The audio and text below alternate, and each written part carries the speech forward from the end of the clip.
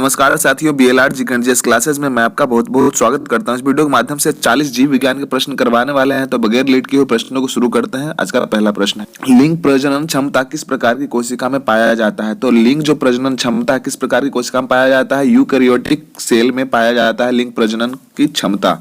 जीवाणु की कोशिका भित्ति किस चीज का बना हुआ होता है? पेप्टिडोग्लाइकेन का बना हुआ होता है।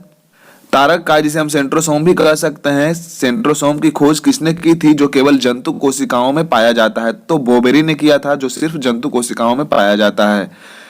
पादप कोशिका में सर्वप्रथम राइबोसोम की खोज किसने की थी? तो रॉबिन्सन एवं ब्राउन ने किया था, जो कि 1953 में किया था। जंतु कोशिका में सर्वप्रथम राइबोसोम की खोज किसने की थी? तो जी.ई. पेलाडे ने 1955 ईस्वी में किया था। राइबोसोम किस चीज का बना हुआ होता है? तो राइबोसोम जो बना हुआ होता है आरएनए एवं प्रोटीन का बना हुआ होता है। आरएनए एवं प्रोटीन से बना हुआ होता है राइबोसोम।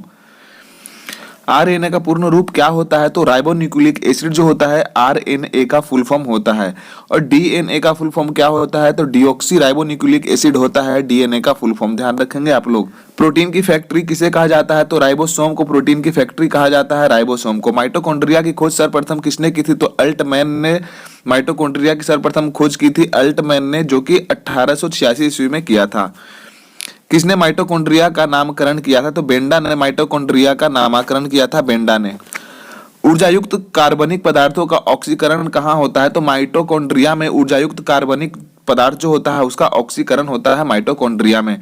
कोशिका का पावर हाउस किसे कहा जाता है? तो माइटोकॉन्ड्रिया का कोशिका का पावर हाउस कहा जाता है माइटोकॉन्ड्रिया का। कोशिका का इंजन किसे कहा जाता है? तो माइटोकॉन्ड्रिया को ही कोशिका का इंजन कहा जाता है। डीएनए कहाँ पाया जाता है? तो माइटोकॉन्ड्रिया एवं क्लोरोप्लास्ट में डीएनए पाया जाता है। कहाँ कहाँ? माइटोकॉन्ड्रिया और क्लोरोप्लास्ट में डीएनए पाया जाता है। गोल्जी कॉय की खोज किसने की थी? तो कैमिलो गोल्जी ने गोल्जी कॉय की। कोशिका के अणुओं का यातायात प्रबंधक किसे कहा जाता है? तो गोल्जी काय को कहा जाता है। कोशिका के अणुओं का यातायात प्रबंधक जो होता है उस गोल्जी काय को कहा जाता है। लाइबोसोम की खोज किसने की थी? तो डी डुबे ने लाइबोसोम की खोज की थी। डी डुबे ने लाइसोसोम की खोज की थी।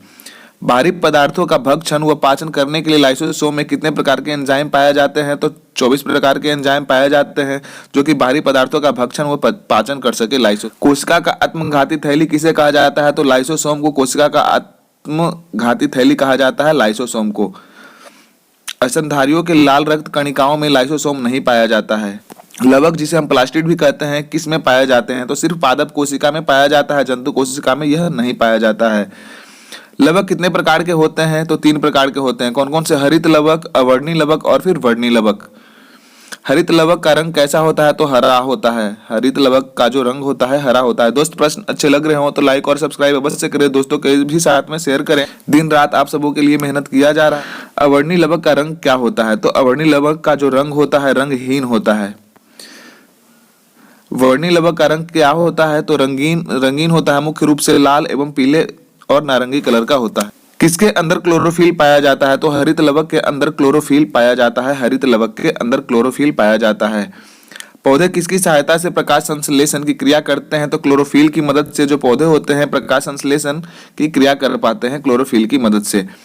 इसे पादप कोशिका का रसोई कहा जाता है? तो हरित लवक, जिसे हम क्लोरोप्लास्ट भी कहते हैं, इसे पादप कोशिका का रसोई कहा जाता है, हरित लवक को। पत्तियों का रंग पीला किसकी उपस्थिति के कारण होता है? तो कैरोटीन के कारण पत्तियों का जो रंग होता है पीला होता है, कैरोटीन के कारण। और क्लोरोफिल के कारण पत्तियों का जो रंग होता है हरा होता है। पौधे अपने भोजन का संग्रहण कहाँ करते हैं? तो जड़ों या भूमिगत तनों में करते हैं। पौधे अपने जो भोजन का संग्रहण कहाँ करते हैं? जड़ों में या फिर भूमिगत तनों में करते हैं अपना भोजन का संग्रहण। वर्णी लवक पौधे के किस भाग में पाए जाते हैं? फूल, फल, भित्ति एवं बीज में पाए जाते हैं। वर्णी लवक जो होते हैं पौधे के किस भाग में पाए जाते हैं? फूल, फल, भित्ति या फिर बीज में पाए जाते हैं। टमाटर हरा से पीला किसकी उपस्थिति के कारण होता है? तो लाइकोपीन के कारण जो होता है टमाटर क्या होता है? पीला हो जाता है हरा से। गाजर किसकी उपस्थिति के कारण लाल एवं नारंगी होता है? तो कैरोटीन के ही उपस्थिति के कारण गाजर का जो रंग होता है लाल या फिर नारंगी होता है। चुकंदर का गाढ़ा लाल रंग किसकी उपस्थिति के कारण होता है? तो बिटानिन के कारण जो चुकंदर का जो रंग होता है बिल्कुल ही गाढ़ा लाल रंगों का होता है, बिटानिन के कारण। कोशिका का सबसे प्रमुख अंग कौन सा होता है? तो केंद्रक जो होता है कोशिका का बहुत ही महत्वपूर्ण अंग होता है, बीच में पाया जाता है। बाकी सब और भी सारे जो ऑर्गेनेल्स होते हैं ये होते हैं, जिसे हम न्यूक्लियस भी कहते हैं। केंद्रक द्रव्य में धागे नुमा पदार्थ की जाल को क्या कहते हैं? तो क्रोमेटिन कहते हैं। केंद्रक द्रव्य में जो धागा नुमा जो थ्रेड लाइट स्ट्रक्चर जो होता है उसे क्या कहते हैं? तो क्रोमेटिन कहते हैं। क्रोमेटिन किस चीज का बना होता है? तो प्रोटीन एवं डीएनए का जो बना होता है क्रोमेटिन बना हुआ होता है प्रोटीन एवं डीएनए का। मानव में गुणसूत्रों की संख्या कितनी पाई जाती है? तो 23 जोड़ा पाया जाता है, जो कि जोड़ा में 23 होता है, अगर जो एक एक करके बोले तो 46 होता है। चिंपांजी में गुणसूत्रों की संख्या कितनी पाई जाती है? तो 24 जोड़ा पाया जाता है। मानव से एक जोड़ा अधिक पाया जाता है और एक एक करके करे तो 48 हो जाता है।